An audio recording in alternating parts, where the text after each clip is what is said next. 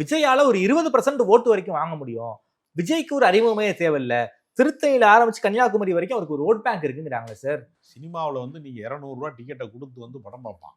விஜய் நல்லா டான்ஸ் ஆடுறாரு, நல்லா குத்துப்பாட்டுக்கு ஆடுறாரு, அவரே சொந்த குரல்ல பாடுறாரு, ஆக்ஷன் சீன் நல்லா வந்து அலப்பறையா பண்றாருன்னு பார்க்க வருவேன். 200 ரூபா கொடுத்துட்டு வருவான். 500 ரூபா செலவு பண்ணி படம் பார்க்க வருவேன். ஓட்டு கேட்க போனீங்கன்னா எனக்கு 500 ரூபா கொடுறான்னு கேட்பேன். அவர் விஜய் கொடுக்க மாட்டாரா? விஜய் கொடுக்கறதுக்கு தயாரா இல்லையா? அவர் சொல்றாரு. நேத்துக்கு சொன்னார்ல சார், என்ன சொன்னாரு? ஓட்டுக்கு பணம் கொடுக்குறவங்களுக்கு ஓட்டு போடாதீங்கன்னு இருக்காருல்ல.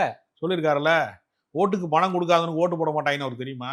வாக்காளர்கள் மனநிலை அவருக்கு தெரியுமா? எந்த கட்சிக்காரன், நான் சொல்றேன் எல்லா தத்துவங்களையும் விட்டுருங்க. திமுக, அதிமுக, கம்யூனிஸ்ட், முற்போக்கு, பிற்போக்கு, பாஜக, வலதுசாரி, இடதுசாரி எல்லாருமே காசு கொடுக்குறவனுக்கு தான் ஓட்டு போறோன்னு வாக்காளர்கள் சொல்றானா இல்லையா? நான் மனசாட்சியோட கேட்கிறேன். நான் அரசியல் எந்த சார்பு நிலைக்கு அப்பாற்பட்டு கேட்கிறேன். ஓட்டுக்கு பணம் வாங்காம ஓட்டு போடுறதுக்கு வாக்காளர்கள் தயாரா இருக்கானா? ரொம்ப விதிவிலக்கா இந்த பிடிஆர் பழனிவேல் தியாகராசி மாதிரி 1-2 பேர், சில வேட்பாளர்களுக்கு இந்த கம்யூனிஸ்ட் கட்சி வேட்பாளர் மாதிரி 1-2 விதிவிலக்குகள் இருக்கு. நாம் தமிழர் ஓட்டுக்கு பணம் கொடுக்கறது இல்ல. அதனால தானே ஜெயிக்கல.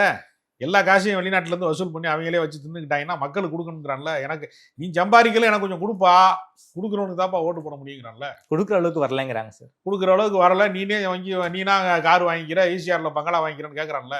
இருக்கிறது வாடகை வீடு என்று சொல்லி கொடுக்குறாரு. அது உண்மையாது. கொடைக்கானல்ல சொத்து வாங்கின தகராறுல தான் கட்சிக்காரனே நீக்கினார்.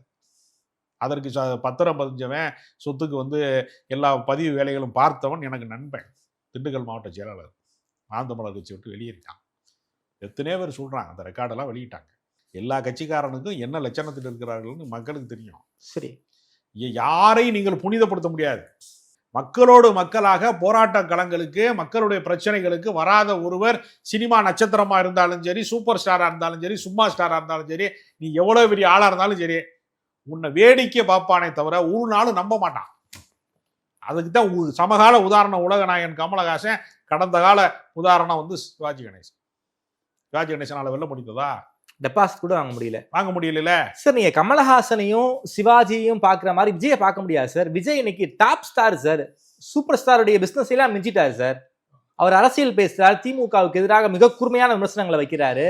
அவருடைய அறிக்கையெல்லாம், சமீப கால அறிக்கையெல்லாம் நீங்க பாக்குறீங்களே. பாஜகவோடு நீங்க கள்ள கூட்டணி வச்சிருக்கீங்க, நீங்க மறைமுக கூட்டணி வச்சிருக்கீங்க, நேரடியாக கூட்டணி வைத்தாலும் ஆச்சரியப்படுவதற்கு இல்லைன்னு ரொம்ப ஷார்ப்பா திமுக நோக்கி அட்டாக் பண்றாரு. மறைமுக கூட்டணி விஜய் வச்சிருக்கிறாருங்கிறத உண்மை. யார் கூட வச்சிருக்காரு? பாஜக கூட.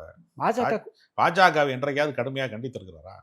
திமுக கொள்கை எதிரின்ட்டார் சார். பாஜக சொல்றீங்க. களத்திலே நீங்கள் அவரை எதிரியாக கருதி நீங்கள் களத்திலே செய்த சாதனை என்ன?